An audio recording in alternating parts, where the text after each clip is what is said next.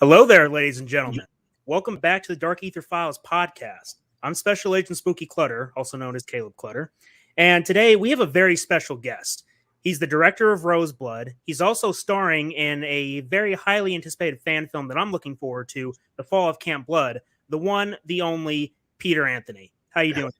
Good, man. Thanks for having me. I'm so excited. Oh, yeah, so am I. So just as a quick little setting the scene, when I heard about Roseblood, I did not look too much into it.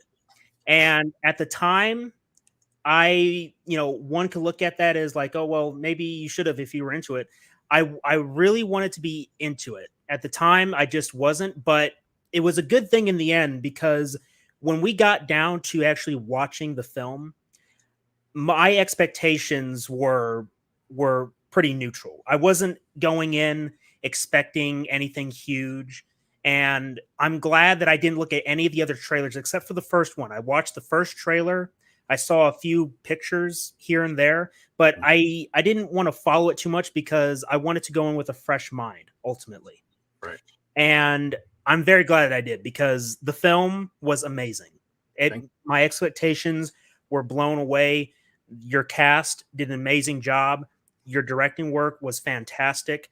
And this is honestly one of my favorite Friday the 13th films. I don't just consider it a fan film. I consider it a legit film. It really, it was really that good.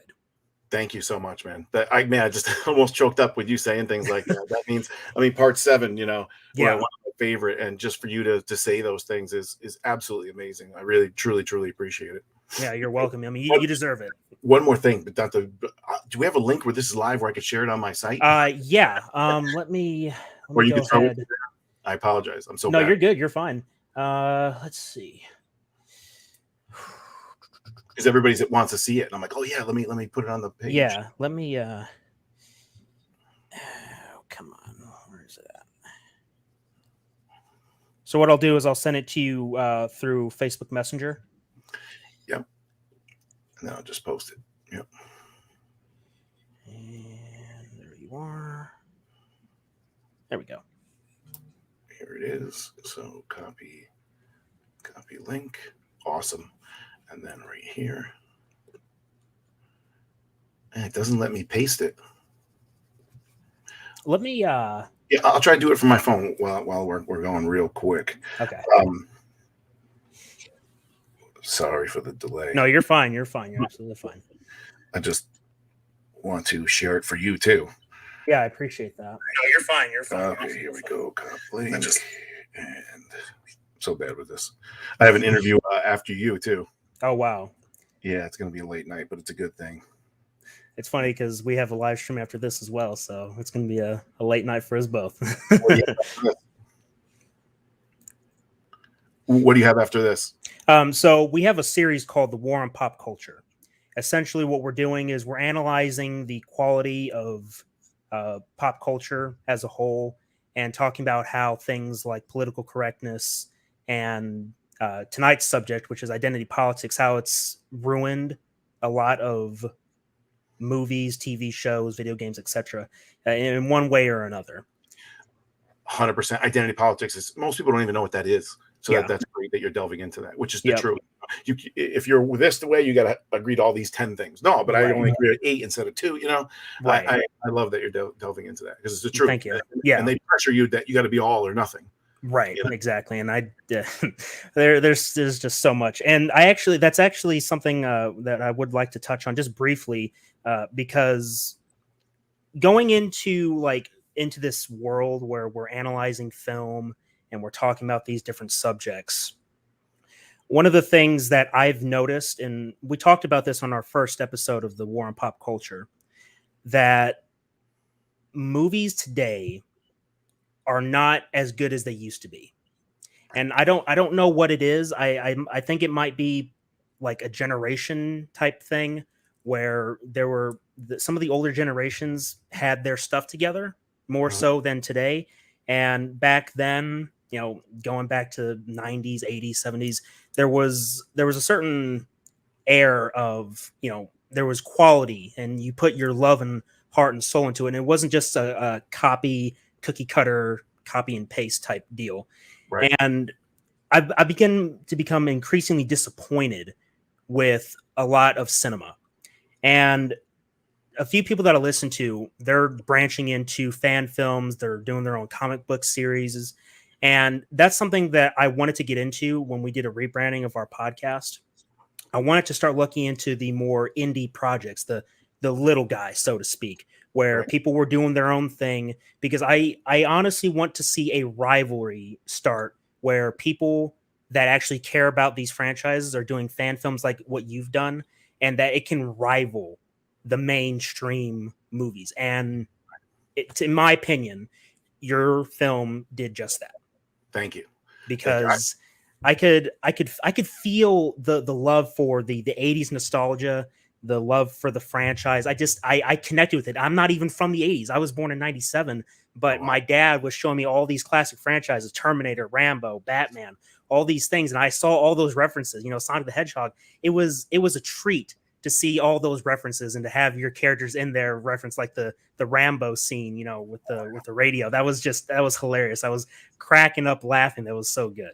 Yeah, thank you. I'm 45 years old, so I grew up, with all those. And like you said, they don't make movies like that anymore. Right. There's a bunch of factors to it. One is there's a lot of material's been done, right? But Right. two is just that Hollywood demographic. Like let's say the last Venom with Carnage, that's not an R rating. Well, that's bullshit, because comic Spider-Man, the Amazing Spider-Man number 361 is when Carnage first came on board, and he killed like 6 people in one comic, which is unheard of for Spider-Man. So, but they just look at it. How many more toys can we sell? How many more kids can see it if we don't make it an R, like you said? And that's what they do now. It's all about demographics. We need to have a white male here. We need to have an African American here. We need to have instead of just writing the story. I don't care if 10 people of any race are the 10 best people for the story, then that's the story. They're trying to satisfy a wider group, kind of like WWE, and you've lost your brand. And I think that's what they're doing. Yeah, absolutely. The basic gist of it is that the quality is just gone to shit. So TV beats a lot of movies now. Yeah. And so going into this fan film with a fresh mind, low expectations or neutral expectations, and then being able to give our genuine thoughts and reactions, because I want to stay spoiler free as possible. So throughout that entire week before we watched it on Friday, I didn't look at anything. I dodged anything to do with your film. I dodged it like the Matrix. Dude, I don't know how you did it with the Michael and the Savini. It was kind of out there a lot, Yeah, I don't know. I don't know. I think that because I'm not like, when I look on the internet, I don't do too much heavy browsing into some things. My internet browsing is very minimal in certain cases. I'm not too big on social media, but I have all of our podcasts, Twitter and Facebook, just so people know where to find us. But I was really glad that I wasn't spoiled, because I was not expecting Michael Myers to pop up whatsoever. And now when you went back, did you watch it a second time? I did. In fact, it's funny you say that, because I actually watched it today, earlier this morning, to prepare for this, just so I could get another refresher. A lot of things now. Right? Right. Yeah, and when I wrote the script, I told Sean Lutzis and Cody Newton, I said, the one thing I'm going to do with this script, besides build characters, I said, I want you to care about the characters. I know I'm going to, like I said, take heat for not having Jason as early as I possibly could, but I wasn't going to do it. And on that subject too, I could have had him awoke on the lake and then kill somebody camping, which doesn't make sense because the military owns it, but kill some soldiers patrolling. But those are just meaningless kills. Right. You know what I'm saying? And I just didn't want that. Yeah, and that's actually something that that I really enjoy about your film, is that it's not your typical Friday the 13th film. No, it is something completely different. On my IMDb review that I typed up, I told people there that don't go in expecting your typical Friday the 13th slash 'em up film where horny teenagers get killed by Jason, because it's not.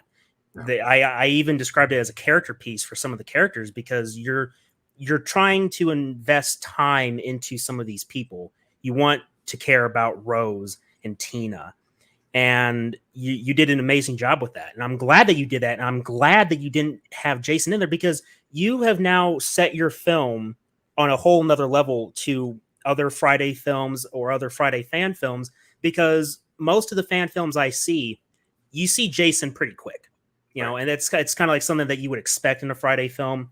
You want to get the killing started right away, but you want to do something different. And I'm absolutely glad that you did that, because it worked out. It really worked out. The great thing was hearing you and other fans go, I forgot I was even watching a Friday the 13th film at some point, and it didn't bother me.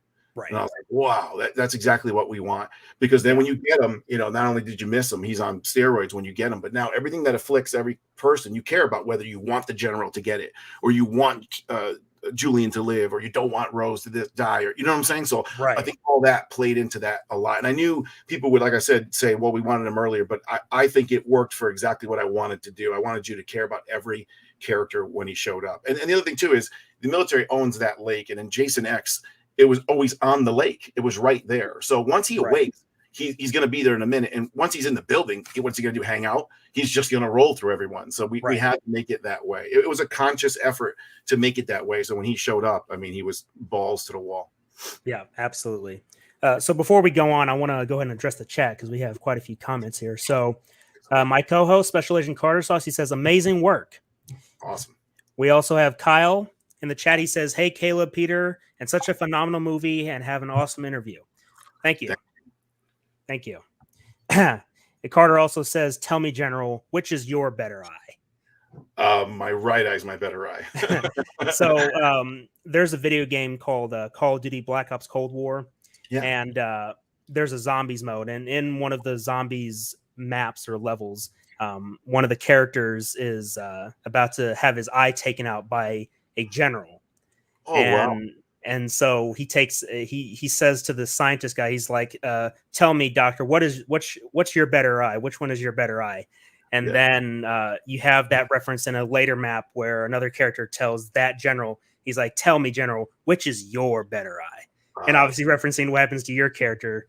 So so there you go. So we got Michael from Mega Movies. Hello, Michael. He says, hey, everyone.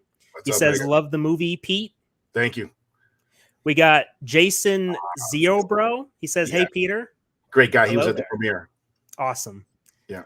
And we also got Bacon Pew Pew. He says, just stopping in to show my support. Currently at work. Great work on the film, Peter. I loved it. Thanks, man. Appreciate it.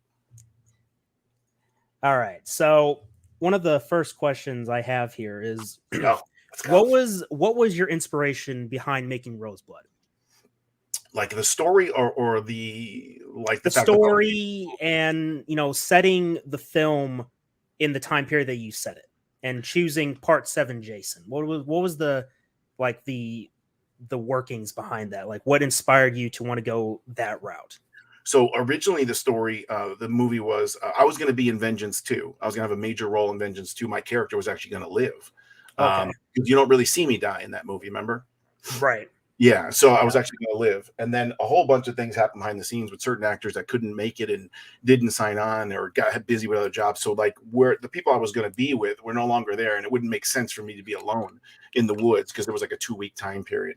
So long story short, Vengeance 2 was going to shoot for a week, be down a week, and shoot for another week. And I was going to go out and help anyways. So I ran it by, I first ran it by Riley Lorden. I was like, man, what do you think if I made this 20-minute little short with about Part 7?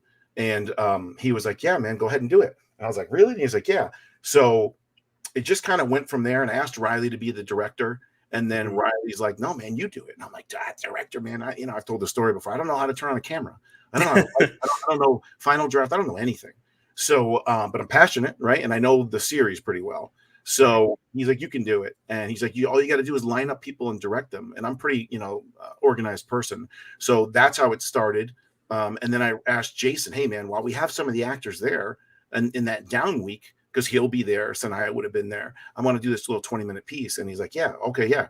So then it went from there. And then there was always going to be 7 for me because I'm friends with Kane Hodder, and that look is just amazing. And as you know, the MPA destroyed the kills. Right. They totally ruined that film. It could have been so much better. And then at the end, to me, John Carl Buechler picks up that broken mask. If you look at the fireman, that's the director. Right. And he takes the mask and puts it back together, and they leave in the ambulance. And to me, you always wanted to know what happened to them, and then Part 8, Part 8's terrible to me. I mean, I know some people like it, but it was nowhere as good as 7-2 would have been, like another 7, Right. So that's what I was going to do. I'm like, well, I'll try to get Tina, and I'll try to get, I'll tell the story about Tina, 20 minutes short, so on and so forth. I started writing, and then a guy named John Wood hit me up, who's friends with Laura. He's like, hey, why don't you try to get Laura? And I was like, really? And he's like, yeah, here's her email, whatever. Hit up Laura. Long story short, she hit me up. She's like, I'm kind of interested. I had nothing written. So I'm like, oh my God. So then like for 1 day or 2 days, I wrote up something really quick for her whole part, which was that end cap piece. Still didn't have the middle story. She said yes. I'm like, oh my God, now this is real. And started going on. Then I started raising, tried to do the Indiegogo. Then Lars like, let's get Terry. And I'm like, we can get Terry. She's like, yeah, we got Terry. Then he's like, we can get Kevin. And then the story just got bigger. I showed the script to Jason Brooks. I don't even know what a full length is. He's like, oh, this is 91 pages. This is a full length movie. I'm like, is it? He's like, yeah. And then I'm like, oh, okay. I still didn't have the script. Sean Lucis is like, you know what? I'm like, it's going to be in this mental facility. We'll use the old Jason Vengeance Shack that we have, which is so small and never would have worked. And he's like, no, I'm just going to build this building. And I'm like, what? And he's like, yeah, it'll be 60 feet by 40 feet by whatever, 35 feet high. And then I'm like, what? And then, dude, it just blew up from there. And then the marketing and the Indiegogo. And like I tell people all the time, from when the first time I had an idea, oh, I want to make a movie, idea to script to signing to writing the script to flying everyone out, shooting it, and coming back home was 110 days. Wow. And we shot it in 8 days. And then we released it 6 months after. So pretty in the middle of COVID. Yeah. So 8 days. Okay. So I heard that the filming was short, that you guys weren't out there for very long, but I didn't realize that it was only 8 days. Wow. 16 hours every single day, and the last day was 21 hours. Jesus. Wow. That's something. Yeah, it was kind of delirious at the end. I know. And then I would get done and then look at dailies, and then I'd get up and we'd set up food. I mean, we had catered food 3 times a day for all of them. We had heated tents, we had guest houses. It was a really nice. I mean, I had to line up like the time. So there would be a scene where we'd be acting in the main building. Then in the second building, we were setting up the Sanchez cut where the body gets cut in half. Right. And that was being held up. Then Jason was in a pool underwater being shot. And then when Sanchez got cut, we went back to the main building, did another scene, and that room got prepped for the sheetrock on a 45 that Jason falls through at the end. So every single moment and second was outlined out. Every room, we would flip the name tag. Some of the rooms were painted and dried, like the fast room. That's also the final room. Wow. So all that was like just immaculate timing and preparation to get it done. We never stopped moving. Wow. Yeah. You know, I've never had a real experience in like making film, but I've heard that things can get pretty crazy back there. And just, you know, having all that work and dedication, it makes me happy to know that when you got somebody who cares about this franchise or any franchise and they do a fan film, they put their heart and soul into it. That's what makes it so much more rewarding when it comes into a full, complete picture and that people really enjoy it. Because, you know, I could just feel that love for the franchise in there. The references were there. I really enjoyed seeing Lar Park Lincoln and Terry Kaiser come back. Yeah. It was really cool to see that and to have some of those references to Part 7. Because as far as my like ranking goes, my first film is between Part 4 and Part 6. I haven't really decided because those are 2 of my favorite ones. But immediately behind that, Part 7, easy. Right. One of the things I really enjoyed about Part 7 was Kane Hodder's performance, and he brought a new level of vigor and strength and menace to Jason. Yeah. And, you know, it really upsets me that he was never able to be cast as Jason for Freddy versus Jason. It really upsets me. Yeah. I mean, I was following him, you know, I'm 45, so I was following him forever. And for him not to be that Jason was the biggest mistake in the history of the world. And then they said they wanted somebody with more emotion and eyes, and yet you put a Frankenstein in there. Yeah. You know, I mean, and all the fans always wanted to see Robert Englund versus Kane. That was always it. I mean, that was the biggest mess up of all time. And for him to be treated like that, furthermore, I know you're a little younger, but Friday the 13th was dead. You know, and the only one that kept it alive was Kane Hodder. He was going to show after show. He was the ambassador for Friday the 13th from 9 to 10, from 10 to 2009 almost. Like even to Freddy, he's always going to shows. He was a fan favorite. He promoted the product. He promoted the brand. He was the face. So to disrespect him like that was just ridiculous. And it's a stupid move. I mean, because the fans, I'm sure you lost money and just selling toys and all kinds of stuff like that. Right. it would have been his great swan song to go out, and he would have played it so differently. Yeah, absolutely. Yeah. So going back to Laura Park Lincoln and Terry Kaiser, how was it meeting them and working with them? Amazing. Me and Laura FaceTimed a couple times, and just went over. She's a sweetheart. I met her in Chicago. So if you see that picture right there, that's me, her, and Kane in Part 7 in Chicago. Oh, that's cool. And I met her a couple times after that, and I was kind of nervous because I didn't really know her part. And I first laid it on her without writing it. And she's like, I'll get back to you. And then I was like, holy cow. So then I got real deep into her writing, and I talked about her legacy and how we're going to keep her legacy alive. And if you look at the crossword puzzle, legacy, she's how will you remember my legacy? It fits. All those words have meaning. I actually have the crossword puzzle. I had to create it with all the words I wanted to fit. That's cool. And then at the end, if you look, there's vengeance here. And what's the last word? The last word is rose. And what does she dip her pen in? Blood. Rose blood. Wow. You see, I love it when films have those little subtle Easter eggs. I love hunting for Easter eggs, and I do my best to pay attention. And I did remember in my second watch through today when she dips the pen in the blood, and I was like rose and then blood. I was like, oh wow. And I think also that Kyle mentioned that to me as well after we watched it the first time. Yeah. So he was able to pick up on that fairly quick. That was really good. That was really good, having that level of detail and reference. I mean, and again, that's why I say that this is a very different Friday film, and I just love it for that, because it shakes up the meta and the expectations of what someone would expect from Friday the 13th. And going back to Hollywood and the movies, the quality of movies, with Friday the 13th, the lawsuit is apparently starting to end. But it's still not completely there yet. And I was talking with Bacon about this, that the lawsuit may be over, but we're not going to see a movie for a long time. Maybe never. And maybe never. Yeah, it's still not over. He can go to one more court. But even if they do that, he owns Baby Jason, he owns the mother, and he owns Friday the 13th. They own adult Jason and the hockey mask. But they don't own the camp, and they don't own the mother, and they don't own the baby Jason. So, like, how do you then make a movie without the two? They'd have to come back together again, and that's like back to stage one. No one's going to want to give in, and then where's that going to end? So that's it's not. And between all that bickering, one's going to want a producer, one's going to want a different director, one's going to want a different star. I don't see it, unfortunately, working out. Yeah. And which is why when we were discussing this, that we came to the conclusion that Friday the 13th would live on in fan films. And if people take some of your ideas in the sense of trying to make something that isn't your traditional Friday film, you're going to get lots of different fan films, lots of variety for people to choose from.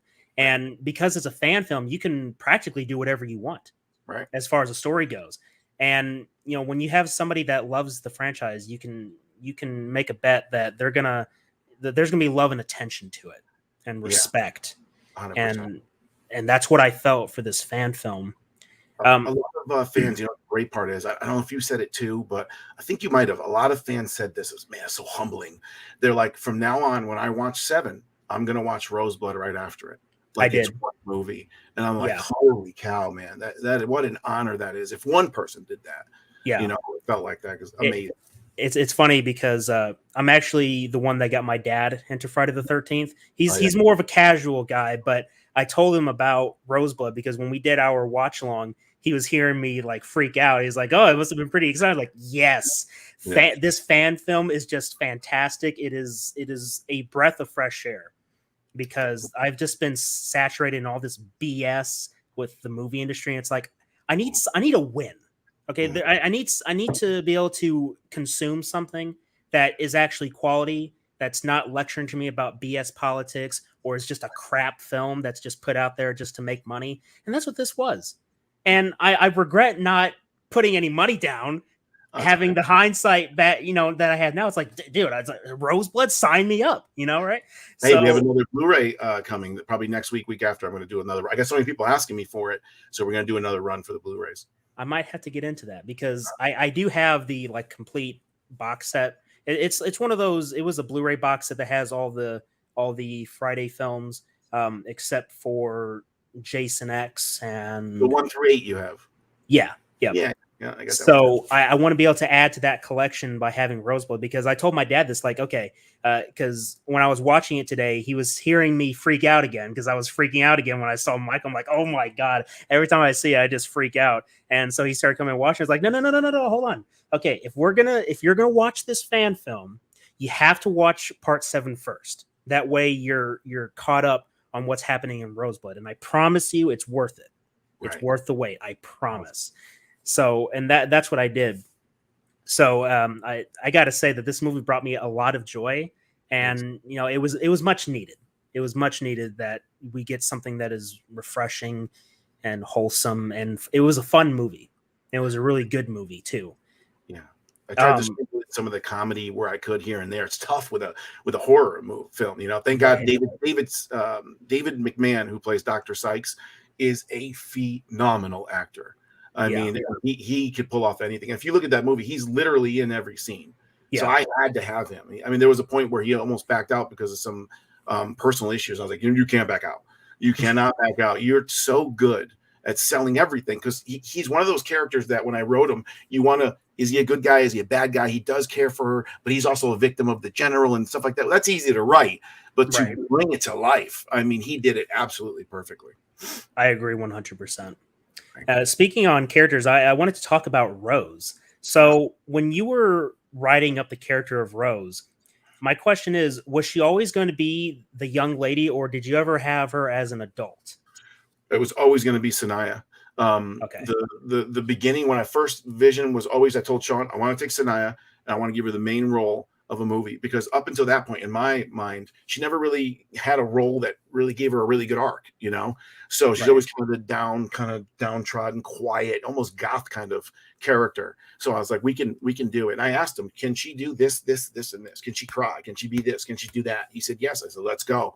Took a picture of her. We made that first poster, with her little here and the big mask behind her, and we basically wrote the whole story around her. And that's where I came up with Roseblood, the new blood, Roseblood. So she was the first block in everything. And then 2 was Jason Brooks. I mean, there's no other Jason I would have picked in my mind. I know I'm biased, but to me, yeah, no, I understand.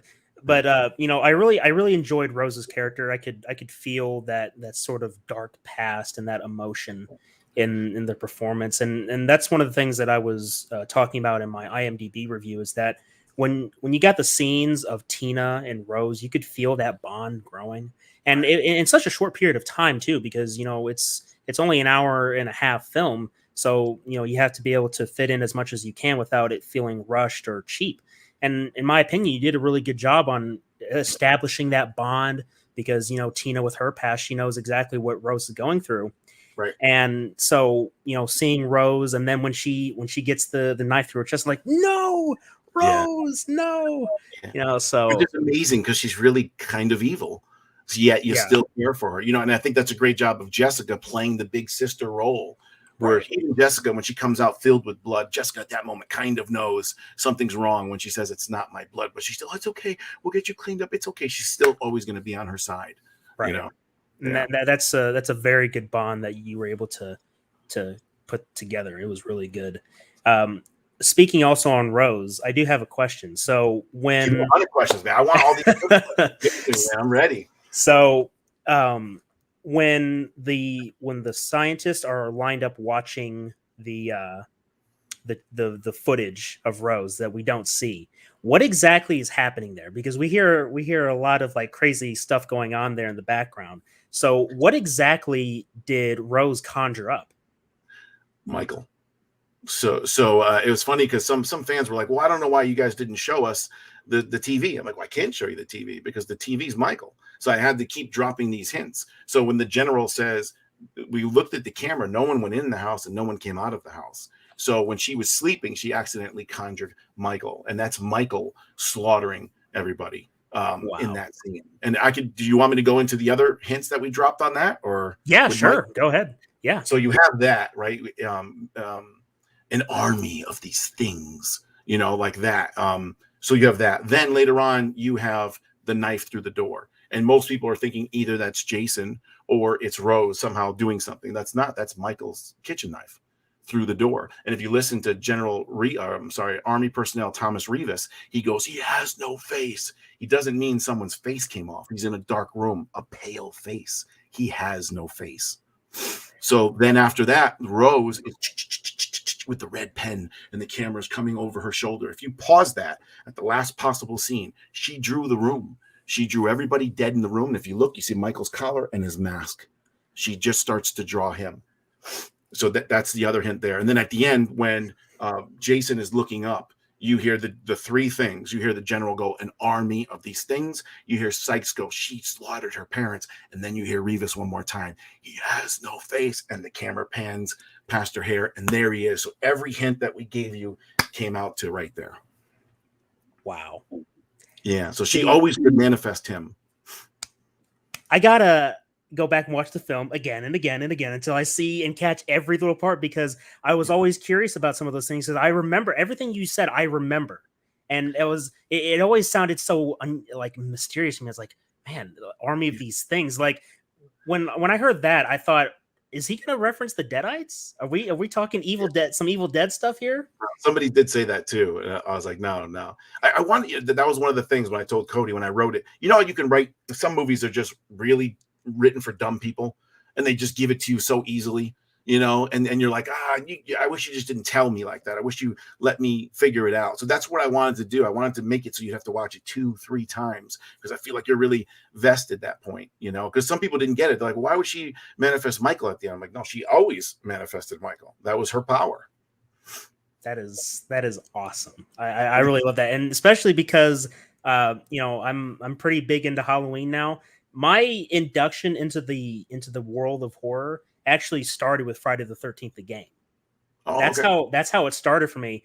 I found Slash and Cast. They were doing Friday the 13th, the game videos. I'm like, I want in on this. I want to see what all the hype is about. And I'm really glad that I did, because this journey that I've been on, I've been able to appreciate some of these films that I just never watched. Whether I was told that they were taboo or that, they're not really that good. It's like, you know what? These may not be like Oscar contenders, but not every movie has to be an Oscar contender. You can have a good movie and a fun movie. You don't have to reinvent the wheel, so to 100%. speak. I was huge on the game. I had a huge tournament. We had 12 different countries. I gave away $5,000 worth in prizes. Kane Hodder shouted out the tournament before it started. And I met the Duke, J. Quint Broden, during that time. He became my friend during the game. So that's so cool that, you know, fast forward 4 years later, and there he is playing the Duke on set with me in Seattle. It's just so that game, just like you said, brought me closer with a lot of people. That's awesome. I love hearing those stories, because, you know, you have your love for a certain thing that brings people together. You make new friends. It's a beautiful thing. It's absolutely beautiful. I love that. It is. Hey, great catch, by the way, with Predator 2 in the beginning. You're one of the only few ones that caught that. Being a fan of the Predator franchise, I you know, I'll pick up on certain things, like, and when I heard that, I was like, oh my God, he just referenced Predator 2. That clever bastard, you. Yeah. What is it, King Willie? Right? King Willie. Yeah. Yep. Yeah. When they were in the alleyway, I thought that was really cool. That was again, those references, man. It's just it's a beautiful thing. I love looking and finding those Easter eggs. It's a really beautiful thing. I'm so glad you guys, because you guys were younger, so I'm like, they're probably not going to like or even understand the John Rambo references, and I'm so glad you did. And there's another one there too. Almost every single thing that we put in from the 80s has relevance to the movie. So at the end, he says, "They're all gone, sir." And that's me referencing the Fast Team, that they're all gone. They're all dead. Wow. Thanks.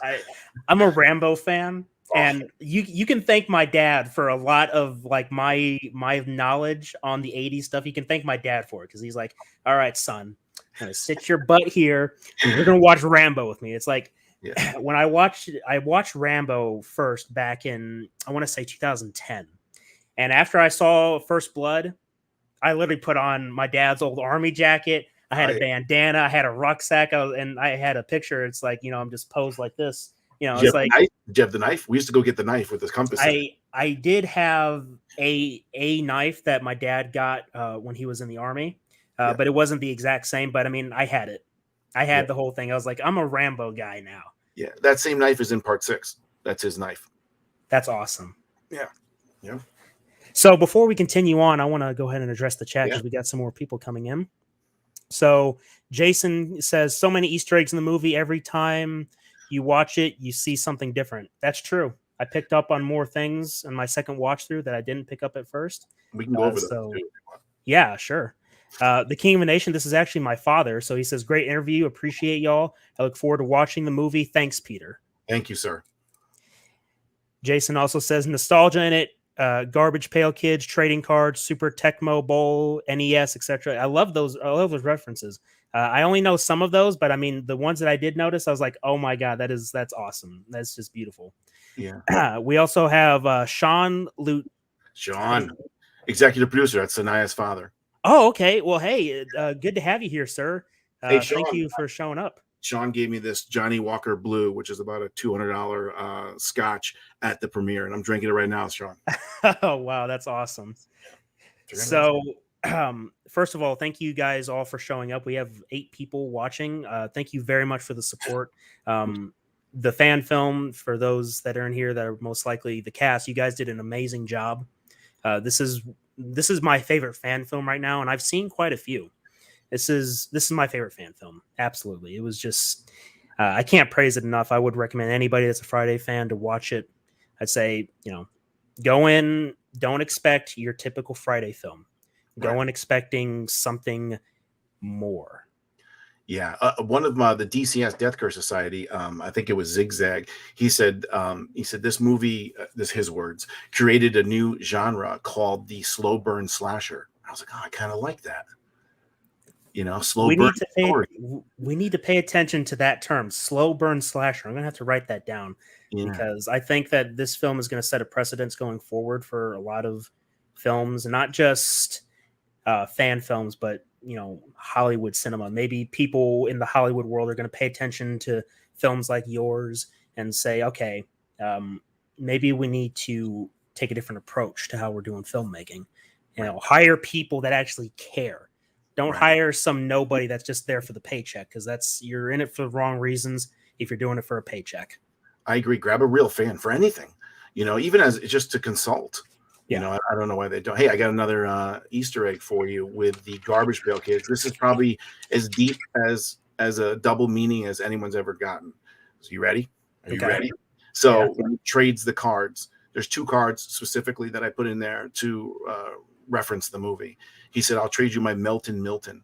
Well, Melton Milton's face is melted off and removed from his body, like Joe Caban, the janitor, Julia. Wow. And the other one is Hot Rod. Kelly Ellison, who's a big-time cosplayer, she has Hot Rod tattooed on her forearm for Roddy Piper. That's awesome. Thanks. So I don't think half the crew knows that. I do remember that. I actually did notice the WWE, the Hot Rod, Roddy Piper. That's really cool. We also have Joe Nubs in the chat. He says, I was involved in Peter's first F-13 tournament. He's a great dude, and I've supported him ever since. He was in the tournament. And we got Ken and Billy. He says, hell yeah. Ken Slate plays striker. Ah, well, hello there. How you doing? Good to have you here. And Ken Slate is the name that we raffled off. That was won when I played the prisoner in Vengeance. My name is Ken Slate. Wow, that's awesome. Yeah, he's a good guy. That's really awesome. So, back on sort of the Michael thing. So, did you have any other characters in mind to bring in besides Michael? Like, was there anybody else on the cutting room floor that you were going to have, or was it always going to be Michael Myers? It was, when I was doing her powers and the final standoff, it wasn't even Michael Myers yet. It was, okay, I just kind of left it blank. She's summoning something, and then what am I going to do from there? And then when I figured out, Jason versus Michael, I'm like, let's do that. And then the room became the knife, and then the picture was added in, and the so on and so forth. It was always going to be, once I thought of it, like what her boogeyman was per se, it was always going to be Michael, because I never seen that. I mean, we have that cool fan movie, what is it, Jason versus Michael, whatever, but that's just like, nothing against the film. It's an awesome film. Those fight scenes are amazing, but it's just basically fight scenes with not too much story behind it. So I wanted to have that buildup of Michael. Plus, I wanted that shock of the fans, because I don't think anybody think that's coming. you know, Yeah. and then when the music kicks in there, that reveal. I saw you and Kyle I was jumped just up like, like, what?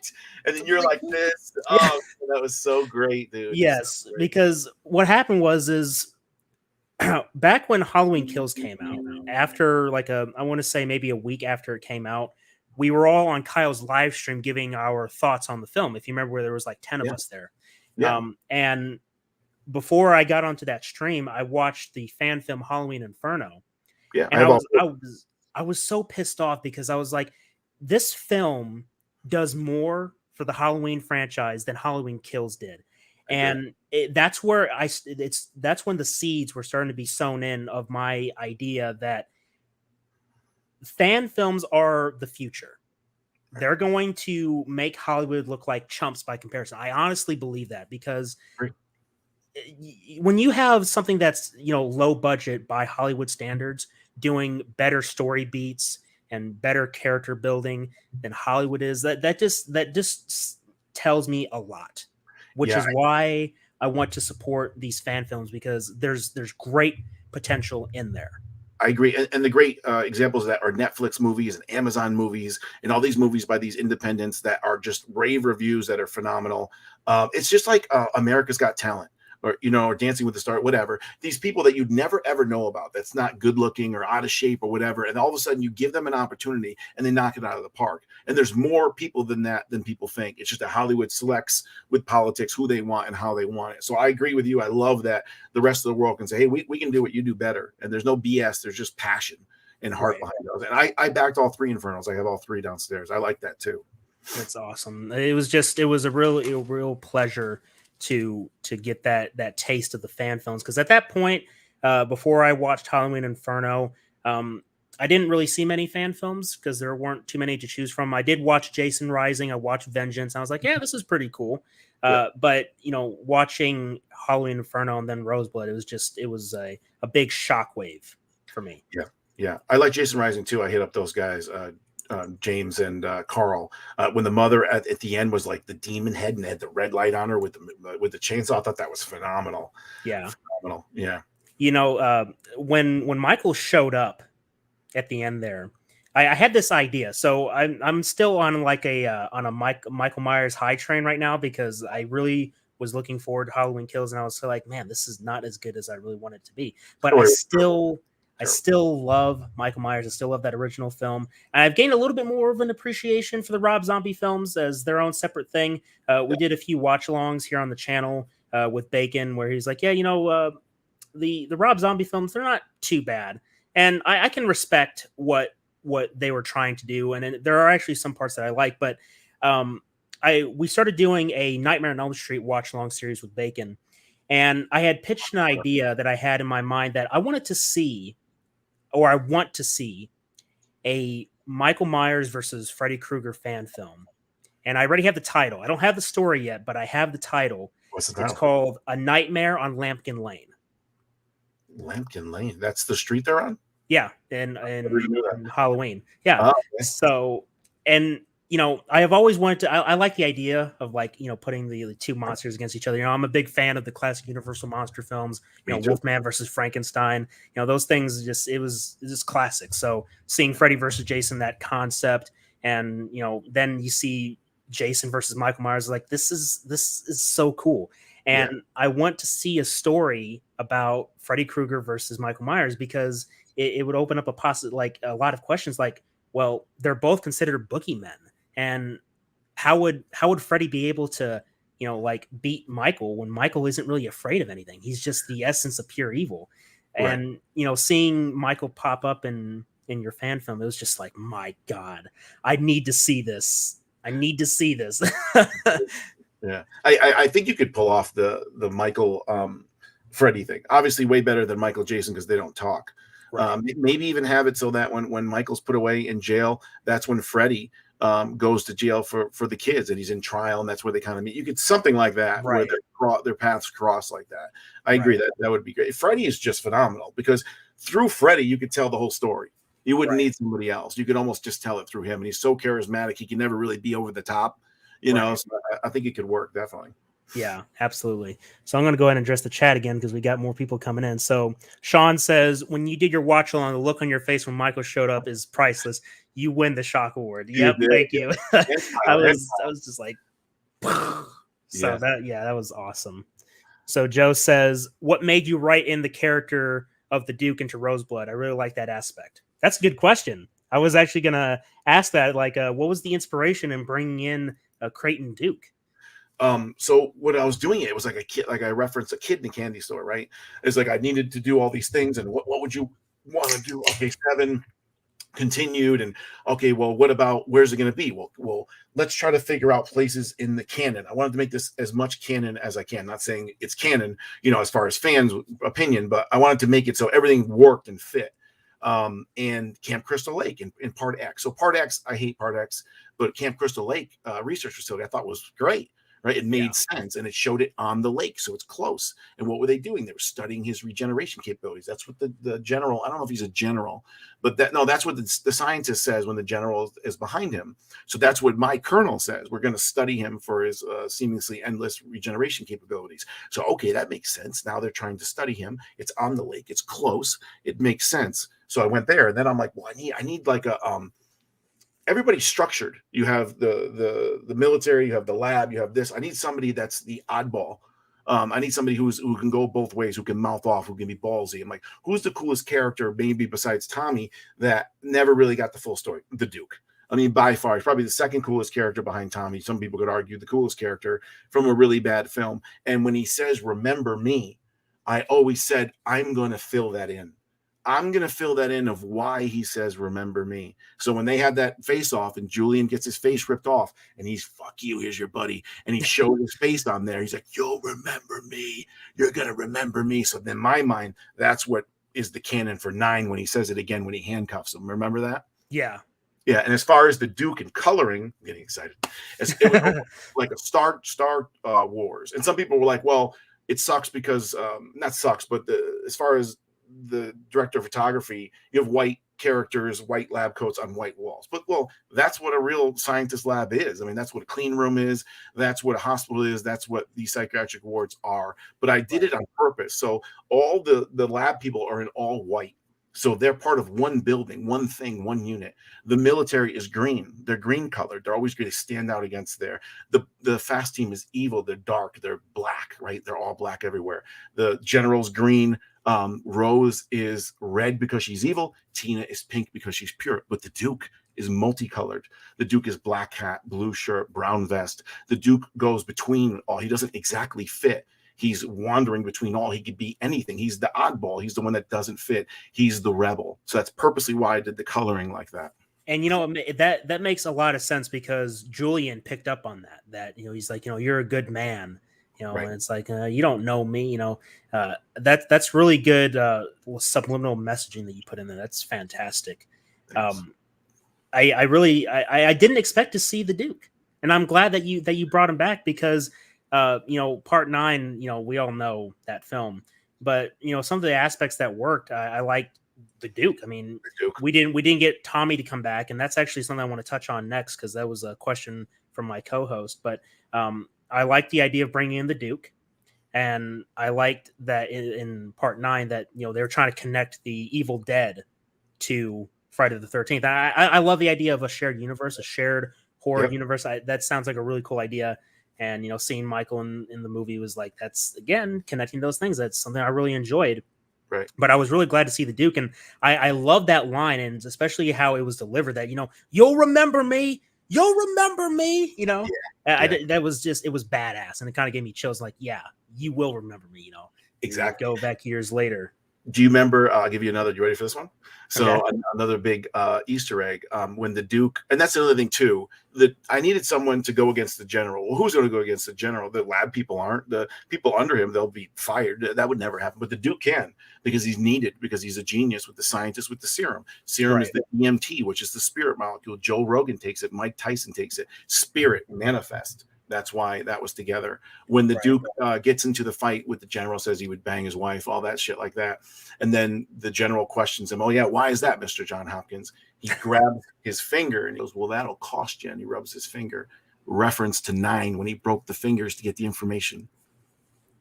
I thought I recognized that. I had that. I was like, there's something very familiar about this. You know, like Biff and Back to the Future Part 2 is like, there's something very familiar about this. Like, so that's what it was. The finger. That's awesome. That's really cool. That is fantastic. If you look at the wall too, I gave that to I gave my original. So in Vengeance, I have my little ID card as the prisoner. So if you look at the wall with the Duke, there's that same, it looks like the same ID card, but the date is different and the name is different. It's Peter Slate. It's actually Ken Slate's father, and it's on a wall with bounty hunters. So if you look at everything, it's $5,000 wanted, $10,000 wanted. There's evil guys. There's how to hunt people. There's bounty hunters. So it's showing you how the Duke has this in him, so that when Julian gets killed and this whole event happens, he then switches from being this genius scientist to bounty hunter to catch Jason. That's awesome. Thanks. That's really cool. So to touch on a question that my co-host asked, he was wondering, like, were you ever going to put Tommy Jarvis or reference Tommy Jarvis in the film, or why was he not in the film? No, because 7 is past 6. You know what I'm saying? So that 7 movie never referenced Tommy, never had anything to do with Tommy. It kind of moved on from Tommy at that point, nor would I. I mean, Never Hike Alone has it.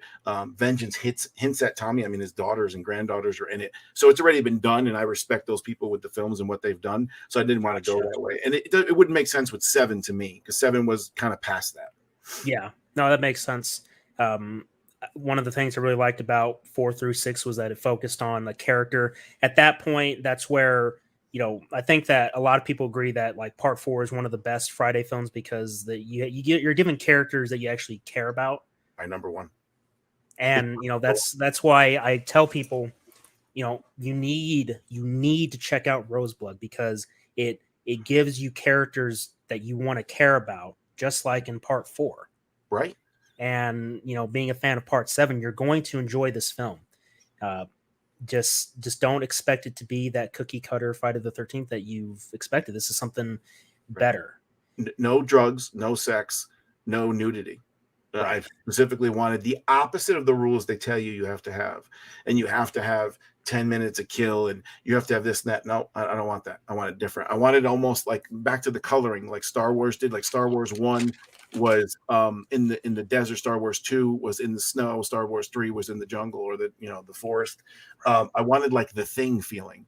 People always said, like, in that movie, it feels very claustrophobic. It's like one building you can't really get out. That's how I wanted it. I wanted that feel that you really couldn't get away. Because how could I ever get away from it filming inside there? So I just embraced it instead of trying to hide it.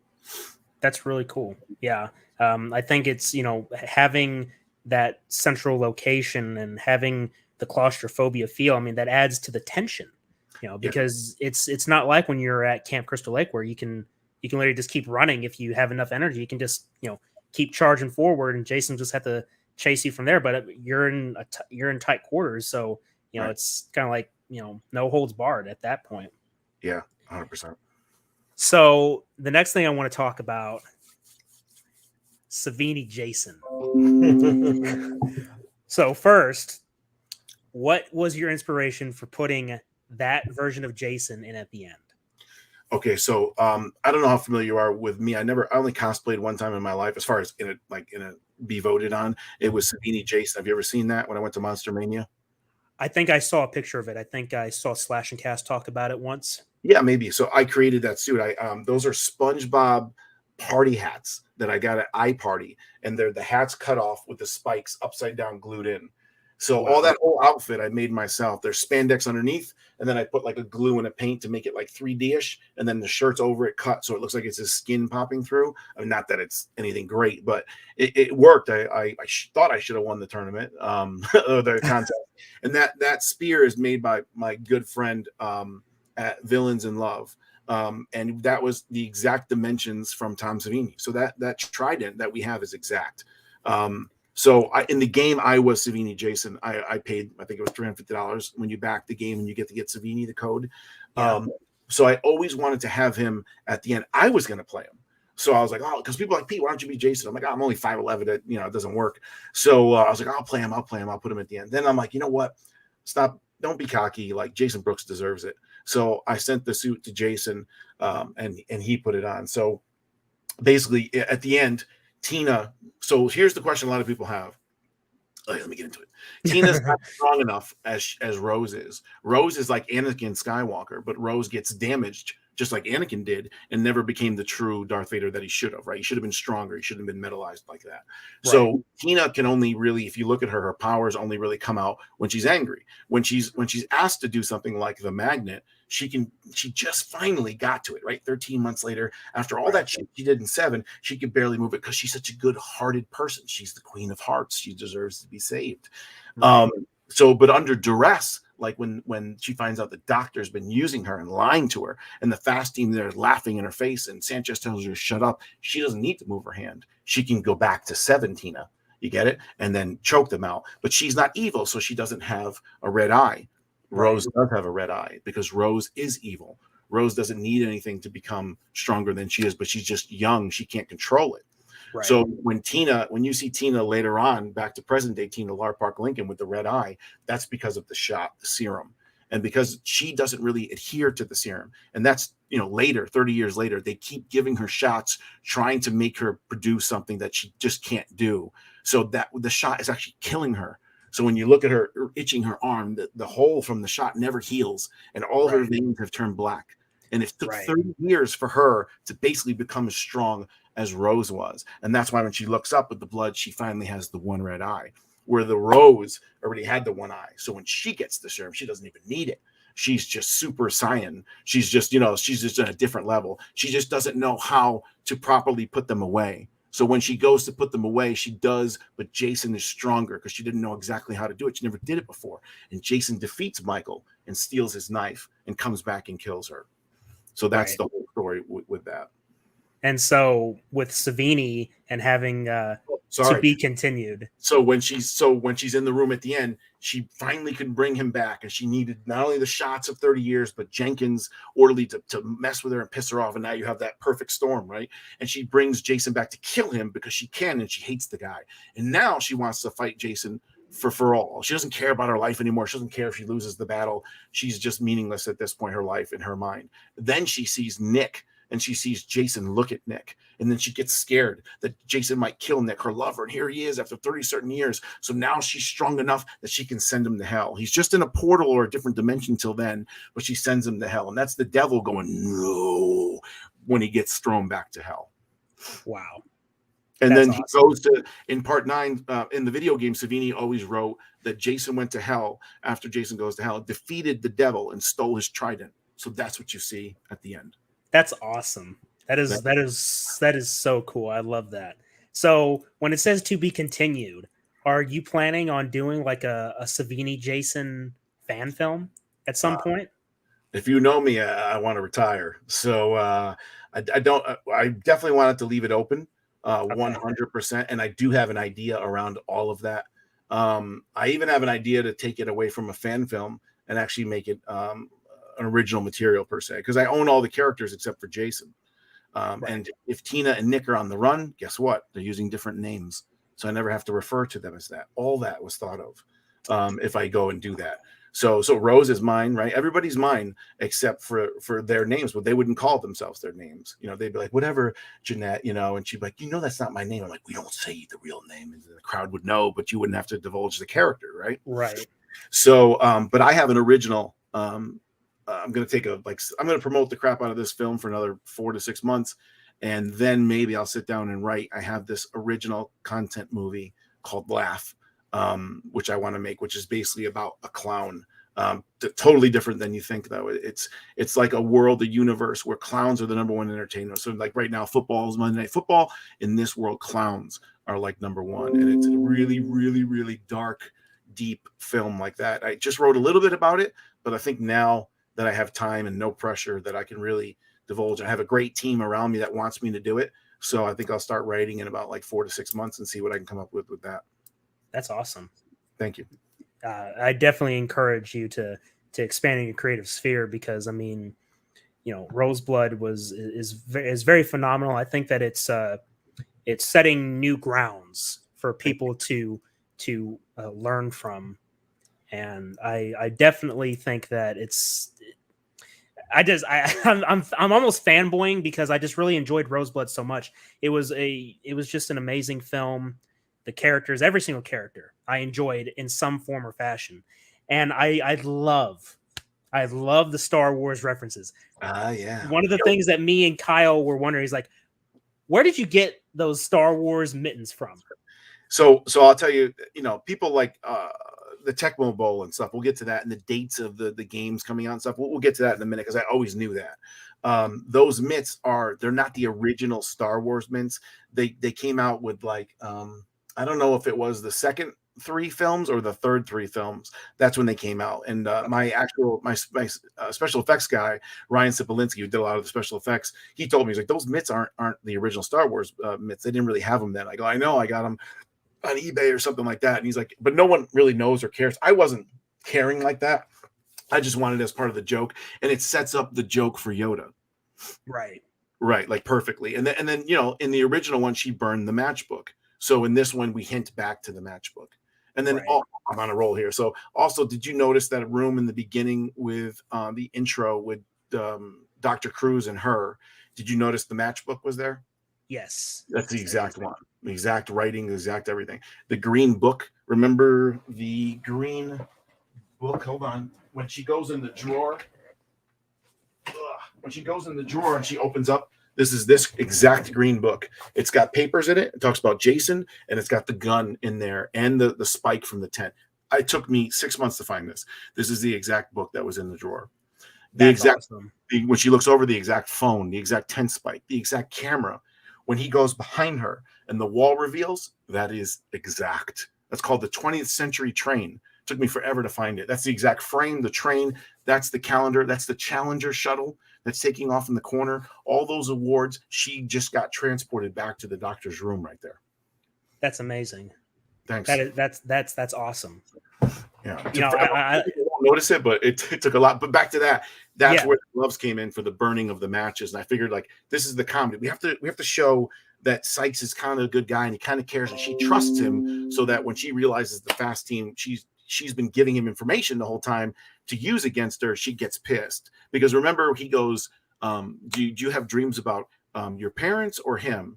And she goes, both. And then she's like, why? He's like, oh, no. Because that's what he's doing. He's taking notes to see where she's at mentally. Because some people said, well, how do they know when they give her the serum that she's going to manifest Jason? Well, I hinted to you multiple times. The doctors, with all his sessions, he's writing it down that she's still having dreams about him. And later, when she drops the lamp, the Duke says, you're still having dreams about him? And she's like, no, well, yes, but he's not coming back. So they're bargaining on, her mind is still set on him. When she gets the serum, that's when he'll come back. That's amazing. I love that. And I love that you were building on her abilities and like her reaction and her emotions, like her mental state, that because when you get put into a situation like that, you're gonna be like really stressed out. And on top of that, you're essentially a prisoner in this research facility doing all kinds of experiments and people lying to you about what they're doing. And that can affect somebody's psyche. And that's why I love it when she breaks out on Sanchez. She starts, I thought immediately about Star Wars: A New Hope, Darth Vader choking, the way she was just, I was just imagining Tina doing this. Yeah. Exactly. But I love that she didn't do that. It's like she's just, just using her mind. It's like she didn't have to because she was mad. Yeah. That was badass. I was like, she needed that moment again. And they just reminded me of Part 7. It's like, this is really cool. And speaking on the references, so the ones that I noticed the most were obviously Rambo. There was Batman. I did notice Enter the Dragon. I saw a poster for Enter the Dragon. That was really cool. What other little 80s things have I missed? So many. So the Garbage Pail Kids, I told you about that. Right. Super Tecmo Bowl. I play Super Tecmo Bowl. There's actually tournaments. So I hosted 8 different tournaments. I won 3. I was in the World Championship Finals in Madison, Wisconsin. I was on ESPN wearing a Jason mask in the tournament. It's on. I'll send you the video. That's so awesome. Some people were like, well, they kind of messed up because that didn't come out till 91. I knew exactly when that game came out. So I just didn't care. This is my childhood, my dream, my thing. I wanted to have Sonic for Mario versus Sonic. I wanted to have Super Tecmo Bowl. I wanted to put all those in. So Easter eggs. There's a million of them. I'll give you one that'll blow your fucking mind. Are you ready? Okay. The Magic 8 Ball. McMahon has the 8 ball and he shakes it and he's like, "Oh, like what's going on there, Doc?" "Well, my sister's gonna marry this FBI agent Mahoney, and I think he's cheating on her, so on and so forth." And he shakes the ball and he says, "Damn, FBI agent Mahoney, go back to 9. Jason gets blown up. All the FBI agents are rolling around. You're seeing through first-person view of the camera. And walk up, the guy goes, 'Great job, Mahoney,' and he hits him on the chest. So that's the agent that's going to date his sister or marry his sister." Oh wow, that's awesome. Yeah. Oh my god, that is so cool. And then I thought the name sounded familiar too. I was like Mahoney. And now I know. That's awesome. And the other thing too is some people were like, and I get all this, and they're like, well, it could have been 10 or 15 minutes shorter, or this didn't happen to happen. Well, I'm not arguing, because if you think it should have been shorter, it should have been shorter, but I can't have it shorter. So many people paid to be in the movie, right? So we had like 5 different people that paid $1,000, 4 that paid $500, $800. Some people paid $2,500 to be the fast team, and somebody paid $5,000 to play Jason. So I have to put them in somewhere. So in my mind, I'm like, put them in with these 80 references, make it funny and cool. So it's not just some stupid meaningless scene, and roll it all into one like that. Right. So that was always the plan on that. Did you understand the reference when the Duke called his girlfriend/wife? It sounds a little familiar, but I'm not entirely sure. Calls his wife. He says, "Where's my son?" She goes, "Oh, he's boxing." "Oh, boxing again. Cool. I'll talk to him later." His son is Julius. Don't get me going, man. Don't get me going, son. That is.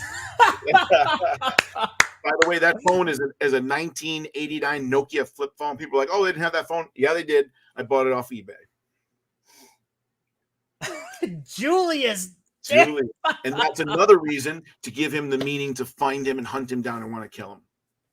See, you're adding to the canon of the story, and it's making some of these things much better. So yeah, having you tell me that, I'm going to watch the film again.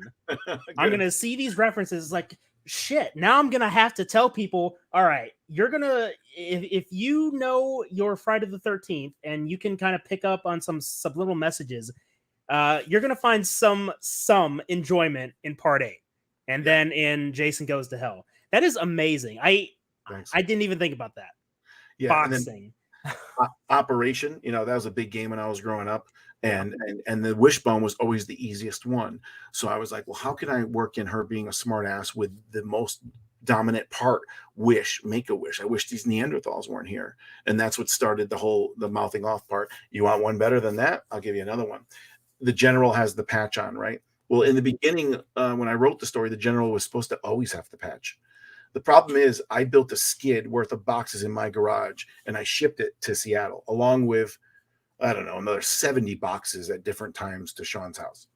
The skid, I paid $1,200 to send it there in 3 days. Now, it didn't have to be there for 7 days, but I spent all the extra money to make sure it was 4 days ahead of time. Well, that's when like all the shipping problems occurred. The skid never arrived until the day of us shooting. And I had all these bins labeled and marked of whose items were where and what was supposed to go on. It wasn't until like the 3rd day that I realized, holy shit, I don't have my patch. So I'm like, how am I going to do this? So everyone's like, don't do it. I'm like, no, screw it. So I wrote that scene on a piece of paper, and we did it, and had her throw the glass into my eye to give me the patch. And that's what sets me off, pissing me off. It worked out better for me to then set off Operation Manifest. Wow. And that glass is a breakaway glass, but Jason Brooks is right off screen. He throws that fucking thing right off my face, right off my eye, and bounces off. And then I had a sponge full of blood. If you look at that scene, it's pretty cool. The blood flies out. Yeah. So I have it like this. You got to imagine it can't spill. And I've got to take it and then squeeze it right when boom, and it shoots out sideways like that. Wow. Onto that. So that was like a mess. And then in that room, remember the room with Sykes and Colonel when the fast team rolls by and you see a window and them rolling by? Yeah. That's that room. So right there is Sean Lutzis and Tammy Lutzis, and their daughter's sitting right there. And they're watching me through the window. Their daughter's 16 years old. And here I am swearing at her, telling her I'm going to F and kill her, and she's a piece of crap. And everything. I felt so bad because Sean and the mother were right there. And they're like, no, it's okay. I'm like, I feel weird. That's crazy. Another one for you. Yeah, another one for you. The mask. So Marcial Charlie from Horror Costumes, who's the best mask maker, hood maker of all time. He made the Never Hike Alone hood. He made the Vengeance hood, and he made this part 7 for me. Now my part 7 is a little different because I told him, I said, you got to remember at the end of 7, he came from the house. He was already on fire. So the mask is darker and he's more burnt and more charred than he would be in the other ones. He's more gray than green. Right. The whole costume was sent second day air. It was supposed to be sent a month before, but he was real late on it. He sent it second day air, and guess the fuck what? They punched a hole in the box and stole the hood. Which that hood alone is like $10,000 or something. Jeez. So we're like, what the fuck do we do? So that scene when he looks at the wall with all his weapons, the mask is supposed to be there. It's supposed to be iconic. And he's supposed to reach up and grab the mask and put it on and then turn back around to Sanchez. He's supposed to show up with no mask. Everything he's supposed to do is no mask because the mask was broke. They fixed it, remember? Right. So all that. So we didn't know what to do. So Jason actually has a different hood on. If you look, he has ears in certain scenes, and then at the end he doesn't. Because I did notice that. Yeah. Yeah. So kind of, it is what it is. I was pissed. But because I just wanted him to be seen the whole time and then get his mask and you're like, oh, we got his mask back. Kind of like Michael at the end. Right. Yeah. So we had to redo the whole thing. So now we're like, well, how does he get his mask outside? Well, okay, we did the thing where Anson Days scares Wilson, remember? With the mask. Yeah. And that's how the whole thing comes about. And then that last scene was a pickup shot we did when Vengeance 2 was shot, when the mask breaks on his head. And then he's revealed. That's the real hood. And when he goes through and everything. Yeah. And how cool was that? That was Barbasol and blood to make like the brain guts, right? When the mask. That's awesome. Yeah. There's someone right off screen holding his head mask, pulling it off when it happens. That's really cool. One of the things I really enjoyed was just the whole thing about the mask is in the opening credits when the fire's like putting the mask back together. I love that. That was a really cool thing because, part 7, the mask gets split apart, but then now it's being forged back together. Yeah. Now I'd like to think that I always would have thought of that, but honestly, the Halloween rebuilding the pumpkin was definitely in my mind when I did that. Yeah, I can definitely see that inspiration. That was that was really cool, and I did like that. Yeah. That's Ryan Sipolinski. He's our specs guy. That remember at the end of the movie when the credits roll and the mask is spinning with the white lights and everything. Yeah, that's him. He has a hood. He has a head that he puts it on. It's all black, or it could be clear, and that's what that is when he does. And at the end, it's just spinning with the lights coming through. It's a phenomenal job when he did that. Yeah, that was a really cool effect. I really enjoyed the credits too. It was really well done. Having that in the background is really cool. Also, my condolences to the in memoriam for the people that were lost. I don't know the full story behind that, but I could give it to you. Yeah, sure, please do. So nobody knew I was doing that. So I'm big on family. I'm half Spanish, I'm half Cuban, half Italian. I've always been family oriented. I have a great family. I'm so lucky. I love the people that love me. I work hard for the people that work for me. And this cast and crew was like a family. And it's always been. So unfortunately, people passed within the time a little bit before the movie or during the movie. The first woman is David McMahon's mom, who unfortunately passed maybe a couple months or a month after the movie faded. The second one is MP Strang. His dad passed away maybe a year before. Me and him are really tight. We grew up together. We're from the same area right before. And then the third one is J. Quint Broden. The Duke's mother passed away, unfortunately, about a year or two ago also on that. The third one is Carl Covington, who played Kane. His mother passed a month right after the movie was done. The fourth one is my best friend, Chris Esposito, the 6'6" guy. He has the hoodie on. He passed away about a year and a half, 2 years ago, one of my best friends. That was really sad. And then my stepson that was taken from me, long story if you follow me online. The $5,000 went to his college fund as part of the charity that we did. Wow. Yeah. That's wow. And then I had to end it. It was kind of sad. And Jay Quint was being emotional, and so was Strang and everybody in the room. And then I'm like, I need to fix this. And then bang, Savini, with those devil sounds and stuff. Yeah. I thought it was great the way Jason came up and pulls in the trident. It was pretty cool. Wow, that's really good. Well, first of all, my condolences on that. Thank you.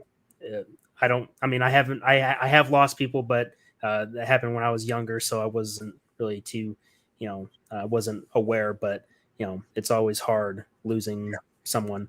But I think that everybody that was in that in memoriam would be very proud of all the work that you guys have done, because you just put that hard work into it. You have that passion, and That's why I really enjoy that film, man.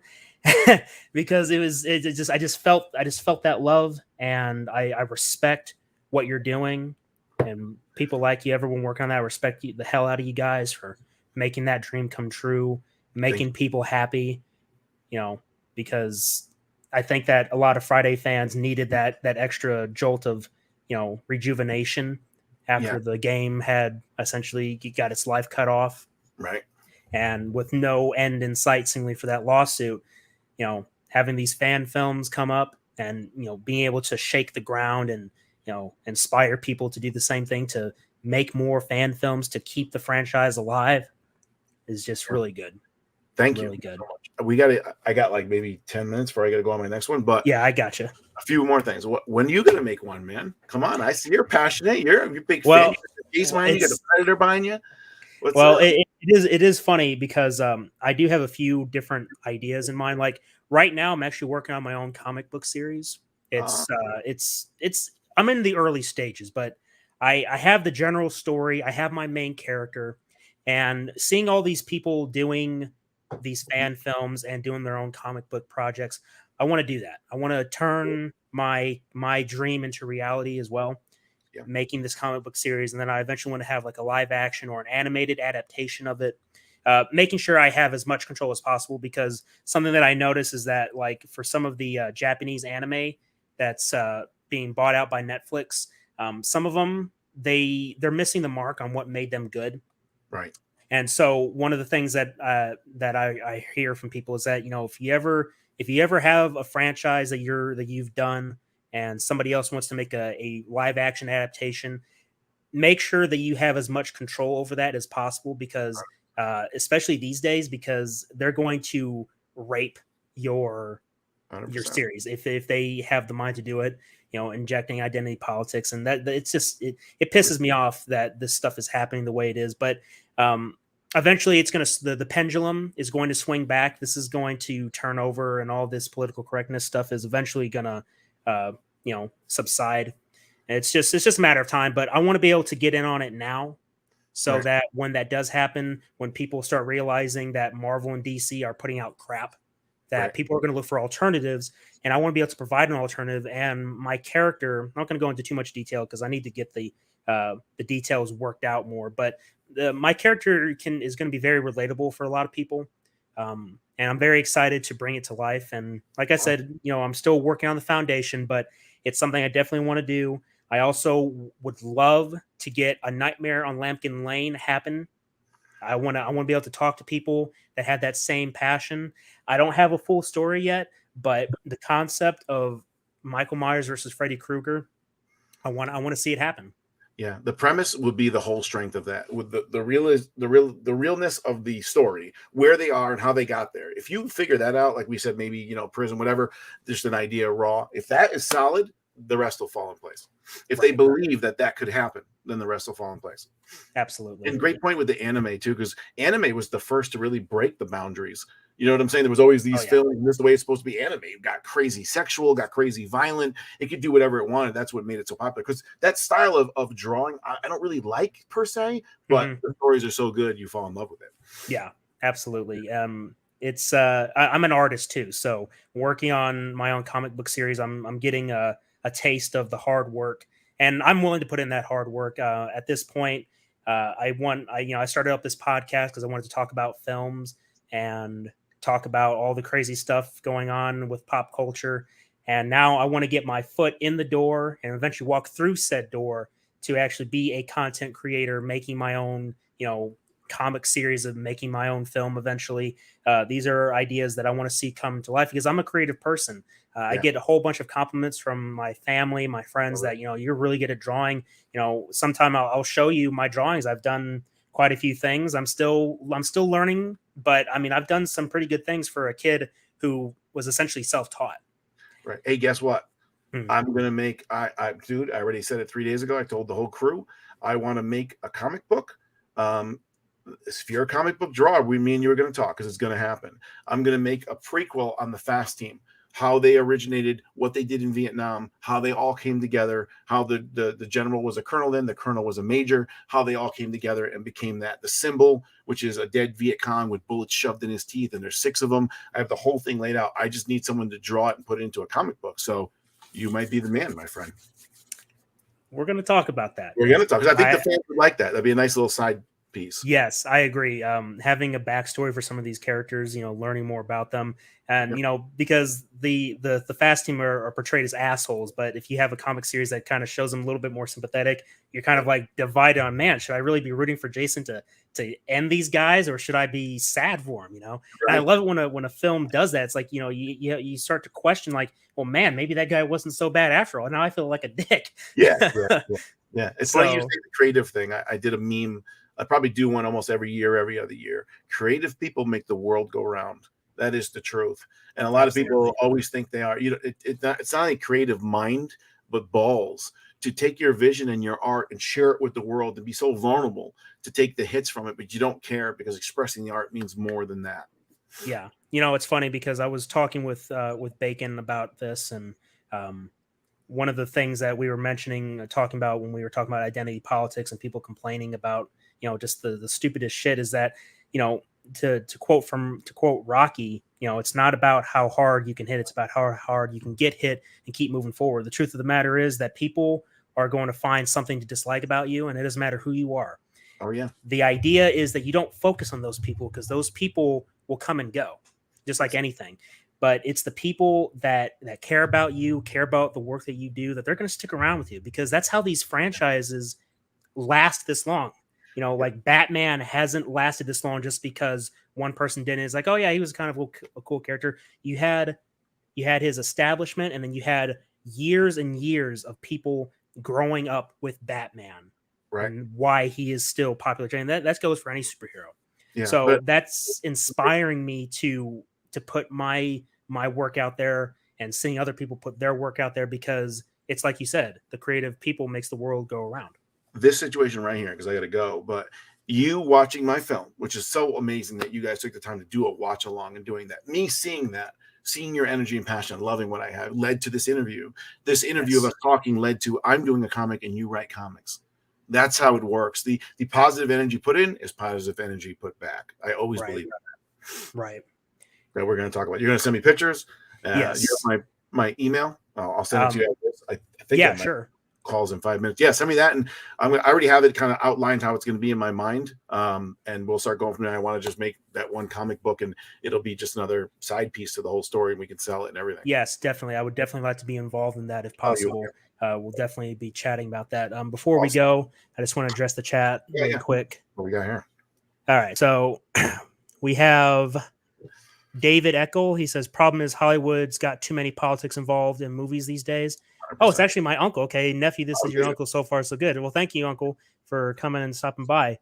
Oh, Joe says Lampkin Lane is in the street Myers lived on. Myers was mentioned in Jason Goes to Hell, so it could possibly happen. That was Peter in costume. Peter Rubin, I guess he was saying.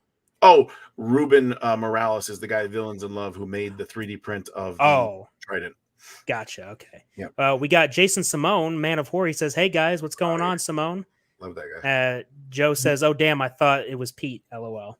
No, it wasn't. It could have been, because we could have shot it. You wouldn't have told the height, but Jason Brooks deserved it. Wow. Well, Peter, thank you so much for coming on, talking with me. This has been a phenomenal stream. I learned a lot of things from you about this film. And now I'm going to be even more excited watching it again and again. And thank you for coming on. And I'm definitely looking forward to seeing you again, talking more, doing a comic series, and just doing more collabs. And once again, congratulations on an amazing fan film. For anyone out there watching, if you haven't seen Roseblood, go watch it. Go watch it. Watch Friday the 13th Part 7 first if you can, then watch Roseblood, because I promise you it's going to be worth it. Go support Peter Anthony. Go support everybody else involved with Roseblood. They did a phenomenal job. This is definitely a 10 out of 10 for me. No holds barred. This is just fantastic. if you want to see our watch along, it is on our channel. And you have any last words, Peter, before we sign off? No, man, I sincerely, I can't thank you enough. It's people like you that make me want to make these films. To see your reaction with Kyle like that is just so inspirational. This is what it's about. It's about fans like me and you making films and doing creative content for fans. So I think that passion is just unbeatable. Like, you really don't understand it until you're in it. So thank you so much for asking me to come on and you're the first one that allowed me to share all these secrets with. So Yes. I think that now when you go back and watch it, it'll hopefully have a little bit more meaning. Oh yeah, definitely. Thank you. Well, thank you guys very much for watching. Please make sure you go support Peter Anthony.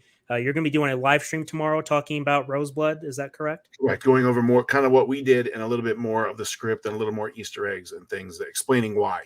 Yep. Awesome. So make sure you guys stay tuned for that. Make sure you stay tuned here on our channel as well for more interviews and content coming out. Once again, go support Roseblood. I want to address the chat just really quick before we go. Sean says, thank you, Caleb and Peter. Great interview. Thanks, buddy.